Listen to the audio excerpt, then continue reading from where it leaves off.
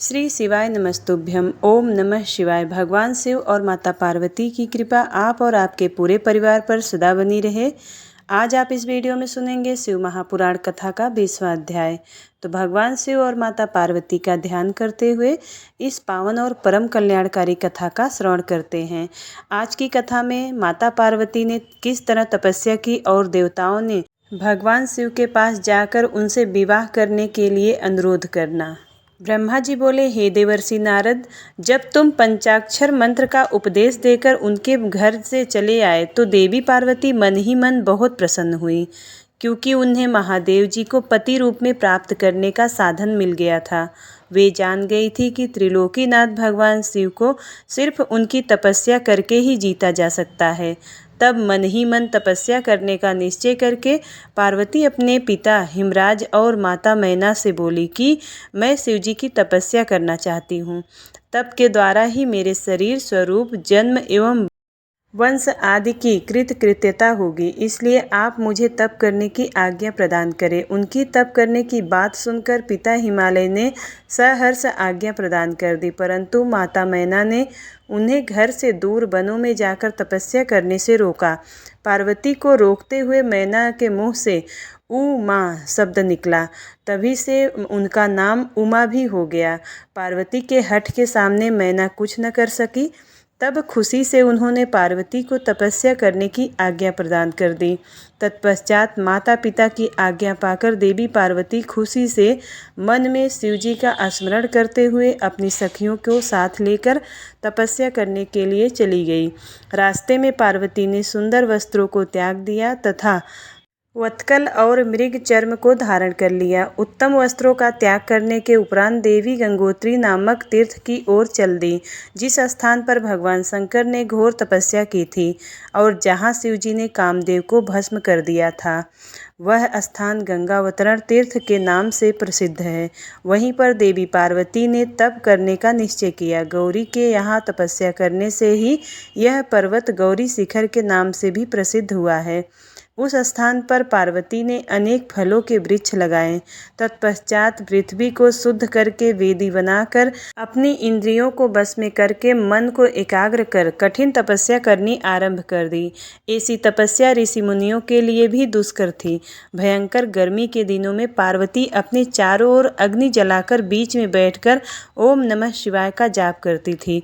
वर्षा ऋतु में वे किसी चट्टान पर अथवा बेदी पर बैठकर निरंतर जलधारा से भीगती हुई शांत भाव से मंत्र जपती रहती थी। सर्दियों में बिना कुछ खाए ठंडे जल में बैठकर पंचाक्षर मंत्र का जाप करती थी। कभी कभी तो वे पूरी रात बर्फ की चट्टानों पर बैठकर ध्यान करती थी। सब कुछ भूलकर वे भगवान शिव के ध्यान में मग्न होकर उनका ध्यान करती रहती थी। समय मिलने पर अपने द्वारा लगाए गए वृक्षों को पानी देती थी। शुद्ध हृदय वाली पार्वती आधी तूफान, कड़ाके की सर्दी, मूसलाधार वर्षा तथा तेज धूप की परवाह किए बगैर निरंतर मनवांछित फलों के दाता भगवान शिव का ध्यान करती रहती थी। उन पर अनेक प्रकार के कष्ट आए, परंतु उनका मन शिव जी के चरणों में ही लगा रहा। तपस्या के पहले वर्ष में उन्होंने केवल फलाहार किया, दूसरे वर्ष में वे केवल पेड़ के पत्तों को ही खाती थी। इस प्रकार तपस्या करते करते अनेकानेक वर्ष बीतते गए। देवी पार्वती ने सब कुछ खाना पीना छोड़ दिया था। अब वे केवल निराहार रहकर ही शिवजी की आराधना करती थीं। तब भोजन हेतु पर्ण का भी त्याग कर देने के कारण देवताओं ने उन्हें अपर्णा नाम दिया। तत्पश्चात देवी पार्वती एक पैर पर खड़ी होकर ओम नमः शिवाय का जाप करने लगी। उनके शरीर पर वत्कल वस्त्र थे तथा मस्तक पर जटाएं थी। इस प्रकार उस तपोवन में भगवान शिव की तपस्या करते करते 3000 वर्ष बीत गए। 3000 वर्ष बीत जाने पर देवी पार्वती को चिंता सताने लगी कि वे सोचने लगी कि क्या इस समय महादेव जी यह नहीं जानते कि मैं उनके लिए ही तपस्या कर रही हूँ? फिर क्या कारण है कि वे मेरे पास अभी तक नहीं आए? वेदों की महिमा तो यही कहती है कि भगवान शंकर सर्वज्ञ, सर्वात्मा, सब कुछ जानने वाले, सभी ऐश्वर्यों को प्रदान करने वाले, सबके मन की बातों को सुनने वाले, मनवांछित वस्तु प्रदान करने वाले तथा समस्त दुखों को दूर करने वाले हैं, तब क्यों वे अपनी कृपा दृष्टि से मुझ दीन को कृतार्थ नहीं करते। मैंने अपनी सभी इच्छाओं और कामनाओं को त्याग कर अपना ध्यान भगवान शिव में लगाया है। भगवान, यदि मैंने पंचाक्षर मंत्र का भक्तिपूर्वक जाप किया है तो महादेव जी आप मुझ पर प्रसन्न हो। इस प्रकार हर समय पार्वती शिव के चरणों के ध्यान में ही मग्न रहती थी। जगदम्बा माँ का साक्षात अवतार देवी पार्वती की वह तपस्या परम आश्चर्यजनक थी। उनकी तपस्या सभी को मुग्ध कर देने वाली थी। उनके तप की महिमा के फलस्वरूप प्राणी और जानवर उनके ध्यान में बाधा नहीं बनते थे। उनकी तपस्या के परिणाम स्वरूप वहाँ का वातावरण बड़ा मनोरम हो गया था। वृक्ष सदा फलों से लदे रहते थे। विभिन्न प्रकार के सुंदर सुगंधित फूल हर समय वहां खिले रहते थे। वह स्थान कैलाश पर्वत की सी शोभा पा रहा था तथा पार्वती की तपस्या की सिद्धि का साकार रूप बन गया था। ब्रह्मा जी कहते हैं, मुनीश्वर, भगवान शिव को पति रूप में प्राप्त करने के लिए पार्वती को तपस्या करते करते अनेक वर्ष बीत गए, परंतु भगवान शिव ने उन्हें वरदान तो दूर अपने दर्शन तक न दिए। तब पार्वती के पिता हिमालय, उनकी माता मैना और मेरु एवं मंदराचल ने आकर पार्वती को बहुत समझाया तथा उनसे वापस घर लौट जाने का अनुरोध किया। तब उन सबकी बात सुनकर देवी पार्वती ने विनम्रतापूर्वक कहा कि हे पिताजी और माताजी, क्या आप लोगों ने मेरे द्वारा की गई प्रतिज्ञा को भुला दिया है? मैं भगवान शिव को अवश्य ही अपनी तपस्या द्वारा प्राप्त करूंगी। आप निश्चिंत होकर अपने घर लौट जाएं। इसी स्थान पर महादेव जी ने क्रोधित होकर कामदेव को भस्म कर दिया था और बनों को अपनी क्रोधाग्नि में भस्म कर दिया था। उन त्रिलोकीनाथ भगवान शंकर को मैं अपनी तपस्या द्वारा यहाँ बुलाऊंगी। आप सभी यह जानते हैं कि भक्त वत्सल भगवान शिव को केवल भक्ति से ही बस में किया जा सकता है। अपने पिता, माता और भाइयों से ये वचन कहकर देवी पार्वती चुप हो गई। उन्हें समझाने आए उनके सभी परिजन उनकी प्रशंसा करते हुए वापस अपने घर लौट गए। अपने माता पिता के लौटने के पश्चात देवी पार्वती दुगने उत्साह के साथ पुनः तपस्या करने में लीन हो गई। उनकी अद्भुत तपस्या को देखकर सभी देवता, असुर, मनुष्य, मुनि आदि सभी चराचर प्राणियों सहित पूरा त्रिलोक संतृप्त हो गया। देवता समझ नहीं पा रहे थे कि पूरी प्रकृति क्यों उद्विग्न और अशांत है। यह जानने के लिए इंद्र व सब देवता गुरु बृहस्पति के पास गए। तत्पश्चात वे सभी मुझ विधाता की शरण में सुमेरु पर्वत पर पहुँचे। वहाँ पहुँचकर उन्होंने मुझे हाथ जोड़कर प्रणाम किया तथा मेरी स्तुति की। तब वे मुझसे पूछने लगे कि प्रभु, इस जगत के संतृप्त होने का क्या कारण है? उनका यह प्रश्न सुनकर मैंने त्रिलोकीनाथ भगवान शिव के चरणों का ध्यान करते हुए यह जान लिया कि जगत में उत्पन्न हुआ दाह देवी पार्वती द्वारा की गई तपस्या का ही परिणाम है। अतः सब कुछ जान लेने के उपरांत मैं इस बात को श्री हरि विष्णु को बताने के लिए देवताओं के साथ क्षीर सागर को गया। वहाँ श्री हरि विष्णु ने सुखद आसन पर विराजमान थे। मुझ सहित सभी देवताओं ने विष्णु जी को प्रणाम कर उनकी स्तुति करना आरंभ कर दिया। तत्पश्चात मैंने श्री हरि से कहा कि हे हरि, देवी पार्वती के उग्र तप से संतृप्त होकर हम सभी आपकी शरण में आए हैं। हम सबकी रक्षा कीजिए। भगवान, हमें बचाइए। हमारी करुण पुकार सुनकर शेष सैया पर बैठे श्री हरि बोले कि आज मैंने देवी पार्वती की इस घोर तपस्या का रहस्य जान लिया है, परंतु उनकी इच्छा को पूरा करना हमारे बस की बात नहीं है। अतः हम सब मिलकर त्रिलोकीनाथ भगवान शिव के पास चलते हैं। केवल वे ही हैं जो हमें इस विकट स्थिति से उबार सकते हैं। देवी पार्वती तपस्या के माध्यम से भगवान शिव को पति रूप में प्राप्त करना चाहती हैं, इसलिए भगवान शिव से यह प्रार्थना करनी चाहिए कि वे देवी पार्वती से विधिवत विवाह कर लें। हम सभी को इस विश्व का कल्याण करने के लिए भगवान शिव से पार्वती का प्राणी ग्रहण करने का अनुरोध करना चाहिए। भगवान विष्णु की बात सुनकर सभी देवता भयभीत होते हुए बोले, भगवान शिव बहुत क्रोधी और हठी हैं। उनके नेत्र काल की अग्नि के समान दीप्त है। हम भूलकर भी भगवान शंकर के पास नहीं जाएंगे। उनका क्रोध सहा नहीं जाएगा। उन्होंने कामदेव को भस्म कर दिया था। हमें डर है कि कहीं वह क्रोध में हमें भी भस्म न कर दे। हे नारद, इंद्र आदि देवताओं की बात सुनकर लक्ष्मीपति श्रीहरि बोले कि तुम सब मेरी बातों को ध्यान पूर्वक सुनो। भगवान शिव समस्त देवताओं के स्वामी और भयों का नाश करने वाले हैं। तुम सबको मिलकर कल्याणकारी भगवान शिव की शरण में जाना चाहिए। भगवान शंकर पुराण पुरुष, सर्वेश्वर और परम तपस्वी हैं।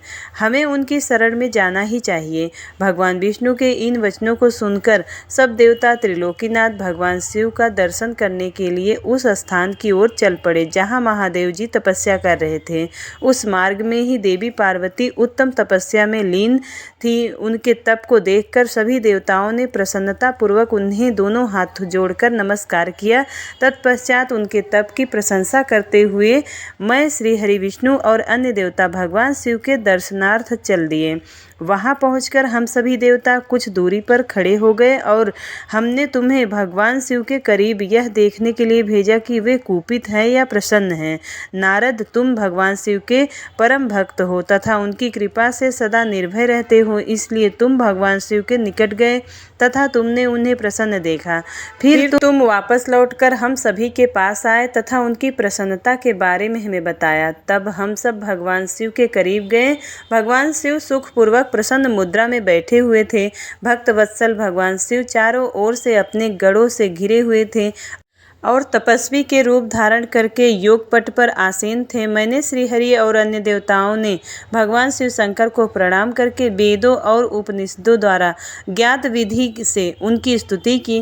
ब्रह्मा जी कहते हैं, हे नारद, देवताओं ने वहां पहुंचकर भगवान शिव को प्रणाम करके उनकी स्तुति की। वहां उपस्थित नंदीश्वर भगवान शिव से बोले, प्रभु, देवता और मुनि संकट में पड़कर आपकी शरण में आए हैं।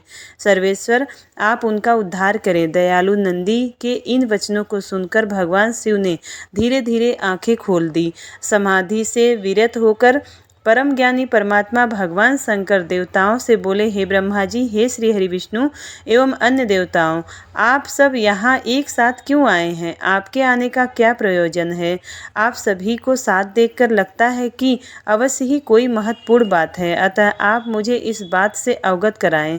भगवान शंकर के ये वचन सुनकर सभी देवताओं का भय पूर्णतः दूर हो गया और वे प्रसन्न होकर भगवान विष्णु को देखने लगे। तब श्री हरि विष्णु सभी देवताओं का प्रतिनिधित्व करते हुए भगवान शिव से बोले, भगवान शंकर, तारकासुर नामक दानव ने हम सभी देवताओं को बहुत दुखी कर रखा है। उसने हमें अपने अपने स्थानों से निकाल दिया है। यही सब बात बताने के लिए हम सब देवता आपके पास आए हैं। भगवान ब्रह्मा जी द्वारा प्राप्त वरदान के फलस्वरूप उस तारकासुर की मृत्यु आपके पुत्र के द्वारा निश्चित है। हे स्वामी, आप उसी दुष्ट का नाश कर हम सबकी रक्षा करें, हम सबका उद्धार कीजिए। प्रभु, आप हिमालय पुत्री पार्वती का प्राणी ग्रहण कर लीजिए। आपका विवाह ही हमारे कष्टों को दूर कर सकता है। आप भक्त वत्सल हैं। अपने भक्तों को दुखों को दूर करने के लिए आप देवी पार्वती से शीघ्र ही विवाह कर लीजिए।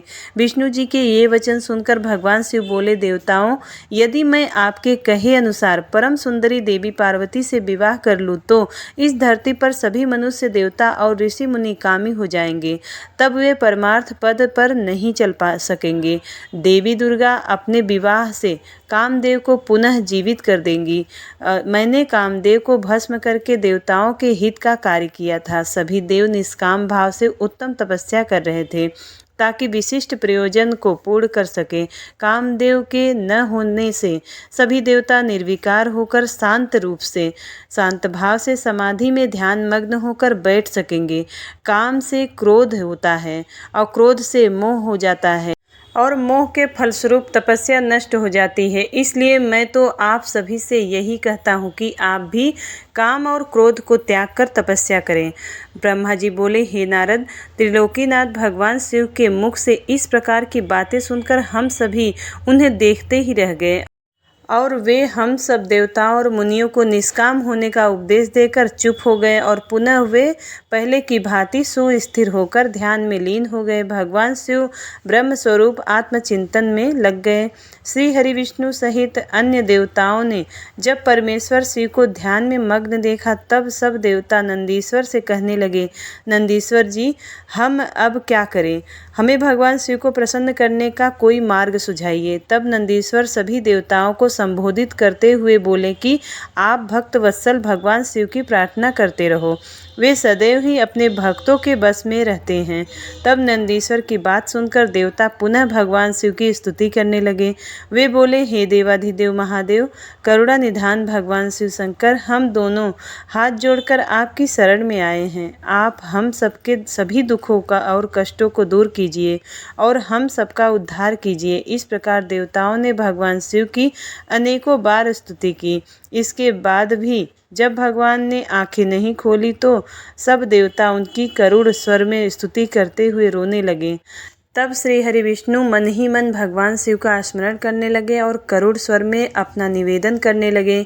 देवताओं, मेरे और श्री हरि विष्णु के बार बार निवेदन करने पर भगवान शिव की तंद्रा टूटी और उन्होंने प्रसन्नतापूर्वक अपनी आंखें खोल दी। तब भगवान शिव बोले, तुम सब एक साथ यहाँ किस लिए आए हो? मुझे इससे अवगत कराओ। श्री हरि विष्णु बोले, हे देवेश्वर, हे शिव शंकर, आप सर्वज्ञ हैं, सबके अंतर्यामी ईश्वर हैं, आप तो सब कुछ जानते हैं। भगवान, आप हमारे मन की बात भी अवश्य ही जानते होंगे, फिर भी यदि आप हमारे मुख से सुनना चाहते हैं तो सुने। तारक नामक असुर आजकल बड़ा बलशाली हो गया है, वह देवताओं को अनेकों प्रकार के कष्ट देता है। इसलिए हम सभी देवताओं ने देवी जगदम्बा से प्रार्थना कर उन्हें गिरिराज हिमालय की पुत्री पार्वती के रूप में अवतार ग्रहण कराया है। इसलिए ही हम बार बार आपकी प्रार्थना कर रहे हैं कि आप देवी पार्वती को पत्नी रूप में प्राप्त करें। ब्रह्मा जी के वरदान के अनुसार भगवान शिव और देवी पार्वती का पुत्र ही तारकासुर का वध कर हमें उसके आतंक से मुक्त करा सकता है। मुनि श्रेष्ठ नारद के उपदेश के अनुसार देवी पार्वती कठोर तपस्या कर रही हैं। उनकी तपस्या के तेज के प्रभाव से समस्त चराचर जगत संतप्त हो गया है। इसलिए हे भगवान, आप पार्वती को वरदान देने के लिए जाइए। हे प्रभु, देवताओं पर आए इस संकट और उनके दुखों को मिटाने के लिए आप देवी पार्वती पर अपनी कृपा दृष्टि कीजिए। आपका विवाह उत्सव देखने के लिए हम सभी बहुत उत्साहित हैं। अतः प्रभु, आप शीघ्र ही विवाह बंधन में बंधकर हमारी इस इच्छा को भी पूरा करें। भगवान, आपने रति को जो वरदान प्रदान किया था उसके पूरा होने का भी अवसर आ गया है। अतः महेश्वर, आप अपनी प्रतिज्ञा को शीघ्र ही पूरा करें। ब्रह्मा जी बोले, हे नारद, ऐसा कहकर और प्रणाम करके विष्णु जी और अन्य देवताओं ने पुनः शिव जी की स्तुति की। तत्पश्चात वे हाथ जोड़कर खड़े हो गए। तब उन्हें देखकर वेद मर्यादाओं के रक्षक भगवान शिव हंसकर बोले, हे हरे, हे विधे और हे देवताओं, मेरे अनुसार विवाह करना उचित कार्य नहीं है, क्योंकि विवाह मनुष्य को बांधकर रखने वाली बेड़ी है। जगत में अनेक कुरीतियां हैं, स्त्री का साथ उनमें से एक है। मनुष्य सभी प्रकार के बंधनों से मुक्त हो सकता है, परंतु स्त्री के बंधन से वह कभी मुक्त नहीं हो सकता। एक बार को लोहे और लकड़ी की बनी जंजीरों से मुक्ति मिल सकती है, परंतु विवाह एक ऐसी कैद है जिससे छुटकारा पाना असंभव है। विवाह मन को विषयों के वशीभूत कर देता है, जिसमें मोक्ष की प्राप्ति असंभव हो जाती है। मनुष्य यदि सुख की इच्छा रखता है तो उसे इन विषयों को त्याग देना चाहिए। विषयों को विष के समान माना जाता है। इन सब बातों का ज्ञान देते हुए भी मैं आप सबकी प्रार्थना को सफल करूंगा, क्योंकि मैं सदैव ही अपने भक्तों के अधीन रहता हूँ। मैंने अपने भक्तों की रक्षा के लिए अनेक कष्ट सहे हैं। हे हरे और हे विधे, आप तो सब कुछ जानते ही हैं। मेरे भक्तों पर जब जब विपत्ति आती है तब तब मैं उनके सभी कष्टों को दूर करता हूँ। भक्तों के अधीन होने के कारण मैं उनके हित में अनुचित कार्य भी कर बैठता हूँ। भक्तों के दुखों को मैं हमेशा दूर करता हूँ। तारकासुर ने तुम्हें जो दुख दिए हैं उन्हें मैं भली भांति जानता हूँ, उनको मैं अवश्य ही दूर करूँगा। जैसा कि आप सभी जानते हैं, मेरे मन में विवाह करने की कोई इच्छा नहीं है, फिर भी पुत्र प्राप्ति हेतु मैं देवी पार्वती का प्राणिग्रहण अवश्य करूँगा। अब तुम सब देवता निर्भय और निडर होकर अपने अपने धाम को लौट जाओ। मैं तुम्हारे कार्य की सिद्धि अवश्य करूँगा, इसलिए अपनी सभी चिंताओं को त्याग कर सभी सहर्ष अपने घर जाओ। ऐसा कहकर भगवान शिव शंकर पुनः मौन हो गए और समाधि में बैठकर ध्यान में मग्न हो गए। तत्पश्चात विष्णु जी और मैं देवराज इंद्र सहित सभी देवता अपने अपने धामों को खुशी खुशी लौट आए। ब्रह्मा जी कहते हैं, देवताओं के अपने अपने निवास पर लौट जाने के उपरांत भगवान शिव पार्वती की तपस्या की परीक्षा लेने के विषय में सोचने लगे। वे अपने परात्पर माया रहित स्वरूप का चिंतन करने लगे। वैसे तो वे सर्वेश्वर और सर्वज्ञ हैं, वे ही सबके रचनाकार और परमेश्वर हैं। उस समय देवी पार्वती बहुत कठोर तप कर रही थी। उस तपस्या को देखकर स्वयं भगवान शिव भी आश्चर्यचकित हो गए। उनकी अटूट भक्ति ने शिव जी को विचलित कर दिया। तब भगवान शिव ने सप्त ऋषियों का स्मरण किया। उनके स्मरण करते ही सातों ऋषि वहां आ गए। वे अत्यंत प्रसन्न थे और अपने सौभाग्य की सराहना कर रहे थे। उन्हें देखकर शिव जी हंसते हुए बोले कि आप सभी परम हितकारी व सभी वस्तुओं का ज्ञान रखने वाले हैं। गिरिराज हिमालय की पुत्री पार्वती इस समय सुस्थिर होकर शुद्ध हृदय से गौरी शिखर पर्वत पर घोर तपस्या कर रही है। उनकी इस तपस्या का एकमात्र उद्देश्य मुझे पति रूप में प्राप्त करना है। उन्होंने सभी कामनाओं को त्याग दिया है। मुनीश्वरों, आप सब मेरी इच्छा से देवी पार्वती के पास जाएं और उनकी दृढ़ता की परीक्षा लें। भगवान शिव की आज्ञा पाकर सातों ऋषि देवी पार्वती की तपस्या वाले स्थान पर चले गए। वहां देवी पार्वती तपस्या में लीन थी। उनका मुख तप पुंज से प्रकाशित था। उन उत्तम व्रतधारी सप्त ऋषियों ने हाथ जोड़कर मन ही मन देवी पार्वती को प्रणाम किया। तत्पश्चात ऋषि बोले, हे देवी गिरिराज नंदिनी, हम आपसे यह जानना चाहते हैं कि आप किस लिए यह तपस्या कर रही हैं। आप इस तप के द्वारा किस देवता को प्रसन्न करना चाहती हैं और आपको किस फल की इच्छा है। उन सप्त ऋषियों के इस प्रकार पूछने पर गिरिराज कुमारी देवी पार्वती बोली, मुनीश्वरों, आप लोगों को मेरी बातें अवश्य ही असंभव लगेगी। साथ ही मुझे इस बात की भी आशंका है कि आप लोग मेरा परिहास उड़ाएंगे, परंतु फिर भी जब आपने मुझसे कुछ पूछा है तो मैं आपको इसका उत्तर अवश्य दूंगी। मेरा मन एक बहुत उत्तम कार्य के लिए तपस्या कर रहा है। वैसे तो यह कार्य होना बहुत मुश्किल है, तथापि मैं इसकी सिद्धि हेतु पूरे मनोयोग से कार्य कर रही हूँ। देवर्षि नारद द्वारा दिए गए उपदेश के अनुसार मैं भगवान शिव को पति रूप में प्राप्त करने के लिए उनकी तपस्या कर रही हूँ।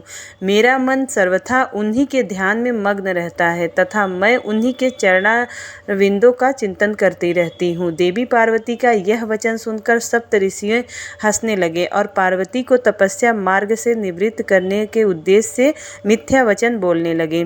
उन्होंने कहा, हे हिमालय पुत्री पार्वती, देवर्षि नारद तो व्यर्थ ही अपने को महान पंडित मानते हैं। उनके मन में क्रूरता भरी रहती है। आप तो बहुत समझदार दिखाई देती हैं, क्या आप उनको समझ नहीं पाई?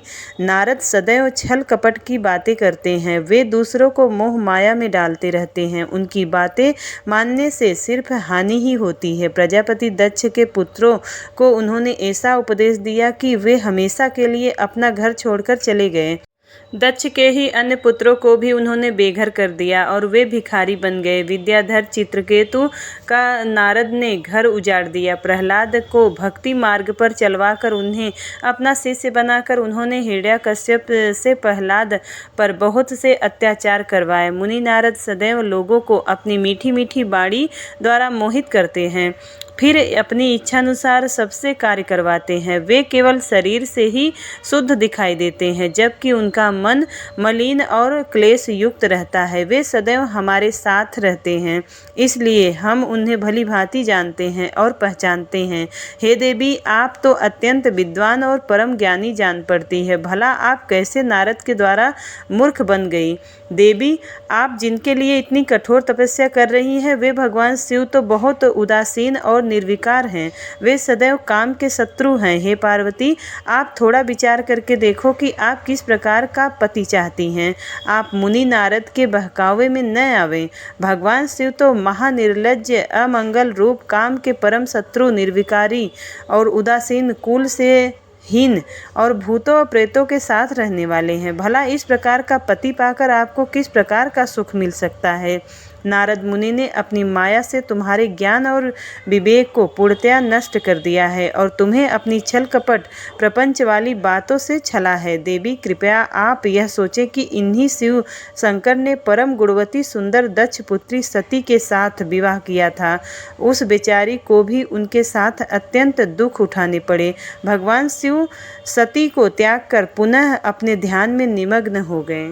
वे सदा अकेले और शांत रहने वाले हैं। वे किसी स्त्री के साथ निर्वाह नहीं कर सकते। तभी तो देवी सती ने इसी दुख के कारण अपने पिता के घर जाकर अपने शरीर को योगा अग्नि में जलाकर भस्म कर दिया था। हे देवी, इन सब बातों को यदि आप शांत मन से ध्यान लगाकर सोचे तो पूर्णतया सही पाएंगी। इसलिए हम आपसे यह प्रार्थना करते हैं कि आप यह तपस्या कर शिव जी को प्रसन्न करने का हठ छोड़ दें और वापस अपने पिता हिमालय के घर चली जाएं। जहाँ तक आपके विवाह का प्रश्न है, हम आपका विवाह योग्य वर से अवश्य करा देंगे।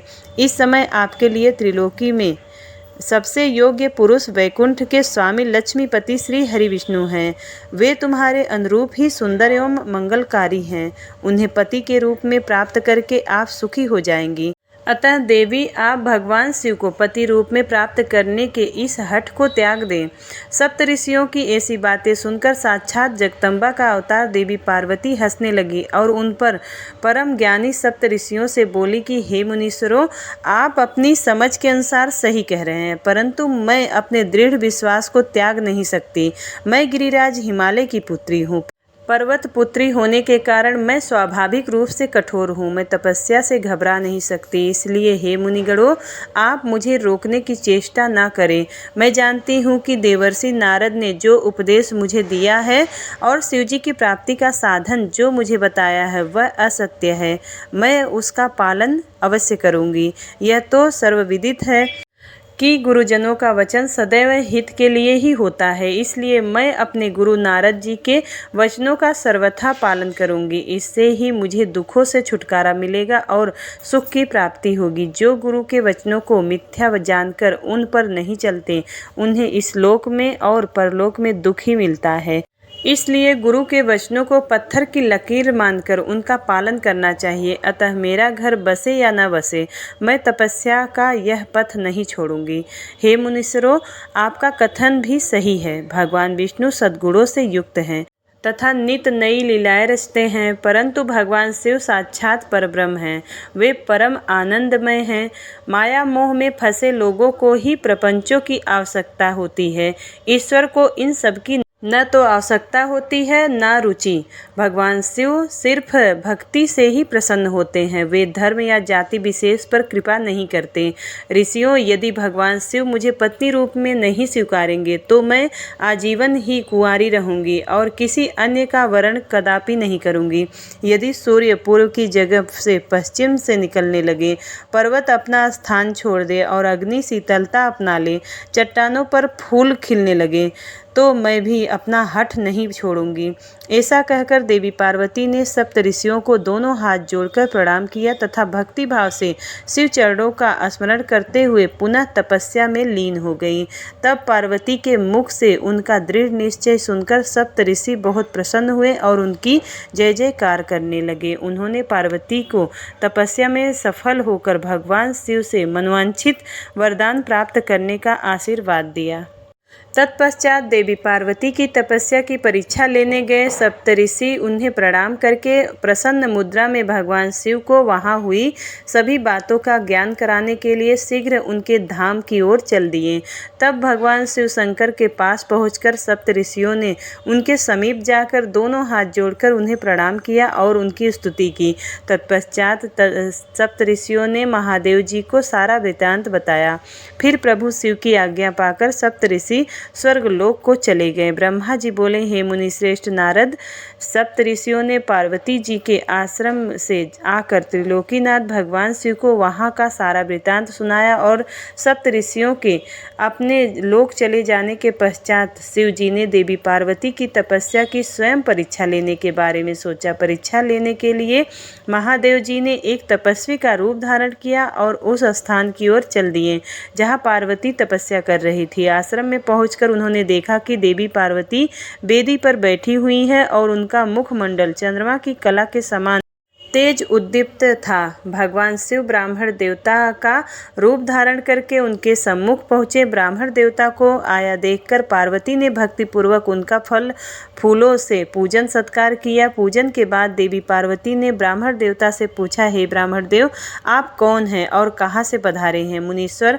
आपके परम तेज से यह पूरा वन प्रकाशित हो रहा है, कृपा कर मुझे अपने यहाँ आने का कारण बताइए। तब ब्राह्मण रूप धारण किए हुए महादेव जी बोले, मैं इच्छानुसार विचरने वाला ब्राह्मण हूँ।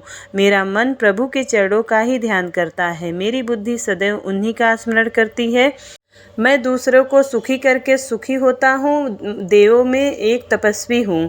पर आप कौन हैं? आप किसकी पुत्री हैं और इस समय इस निर्जन वन में क्या कर रही हैं? हे देवी, आप इस दुर्लभ और कठिन तपस्या से किसे प्रसन्न करना चाहती हैं? तपस्या या तो ऋषि मुनि करते हैं या फिर भगवान के चरणों में ध्यान लगाना वृद्धों का काम है।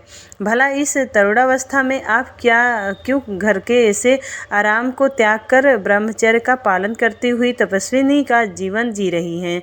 आप किसी तपस्विनी की धर्म पत्नी हैं और पति के समान तप कर रही हैं। हे देवी, अपने बारे में मुझे जानकारी दीजिए कि आपका क्या नाम है और आपके पिता का क्या नाम है? किस प्रकार आप तप के प्रति आसक्त हो गई हैं? क्या आप वेद माता गायत्री हैं, लक्ष्मी हैं अथवा सरस्वती हैं? देवी पार्वती बोली, हे मुनि श्रेष्ठ, न तो मैं वेद माता गायत्री हूँ, न लक्ष्मी हूँ और न ही सरस्वती हूँ। मैं गिरिराज हिमालय की पुत्री पार्वती हूँ और पूर्व जन्म में मैं प्रजापति दक्ष की पुत्री सती थी। परंतु मेरा पिता दक्ष द्वारा मेरे पति भगवान शिव का अपमान देखकर मैंने योगाग्नि द्वारा अपने शरीर को जलाकर भस्म कर दिया था। इस जन्म में भी मैं प्रभु शिव शंकर की सेवा करने का मुझे अवसर मिला था। मैं नियम पूर्वक उनकी सेवा में व्यस्त थी, परंतु दुर्भाग्य से कामदेव के चलाए गए बाण के फलस्वरूप शिव जी को क्रोध आ गया और उन्होंने कामदेव को अपने क्रोध की अग्नि में भस्म कर दिया और वहां से उठकर चले गए। उनके इस प्रकार चले जाने से मैं पीड़ित होकर उनकी प्राप्ति का प्रयत्न करने हेतु तपस्या करने गंगा के तट पर चली आई हूँ। यहाँ मैं बहुत लंबे समय से कठोर तपस्या कर रही हूँ ताकि मैं शिव जी को पुनः पति के रूप में प्राप्त कर सकूँ, परंतु मैं ऐसा करने में सफल नहीं हो सकी हूँ। मैं अभी अग्नि में प्रवेश करने ही वाली थी कि आपको आया देखकर ठहर गई। अब आप जाइए, मैं अग्नि में प्रवेश करूँगी क्योंकि भगवान शिव ने मुझे स्वीकार नहीं किया है। ऐसा कहकर देवी पार्वती उन ब्राह्मण देवता के सामने ही अग्नि में समा गई। ब्राह्मण देव ने उन्हें ऐसा करने से बहुत रोका, परंतु देवी पार्वती ने उनकी एक भी बात नहीं सुनी और अग्नि में प्रवेश कर लिया। परंतु देवी पार्वती की तपस्या के प्रभाव के फलस्वरूप वह धधकती हुई अग्नि में एकदम ठंडी हो गई। सहसा पार्वती आकाश में ऊपर की ओर उठने लगी।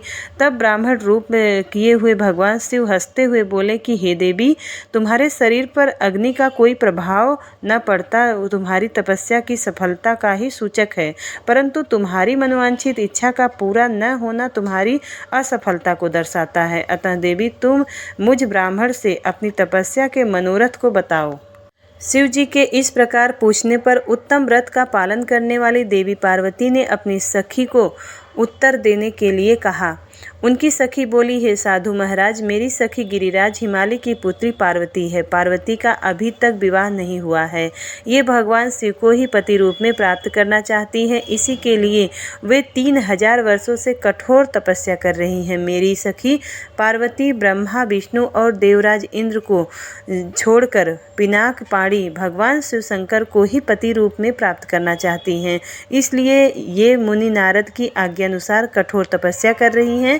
देवी पार्वती की सखी की बातें सुनकर जटाधारी तपस्वी का भेष धारण किए हुए भगवान शिव शंकर हंसते हुए बोले कि देवी, आपकी सखी ने जो कुछ मुझे बताया है मुझे परिहास जैसा लगता है। यदि फिर भी यह सत्य है तो पार्वती आप स्वयं इस बात को स्वीकार करें और मुझसे इस बात को कहें। श्री शिवाय नमस्तुभ्यम। 20वां अध्याय समाप्त। इसके आगे की कथा अगले अध्याय में सुनेंगे। उम्मीद करती हूँ वीडियो आपको पसंद आई होगी। यदि वीडियो पसंद आता है तो वीडियो को लाइक ज़रूर करिएगा। चैनल पर पहली बार आए हैं तो सब्सक्राइब ज़रूर करिएगा। मिलती हूँ अगली वीडियो में, तब तक के लिए हर हर महादेव।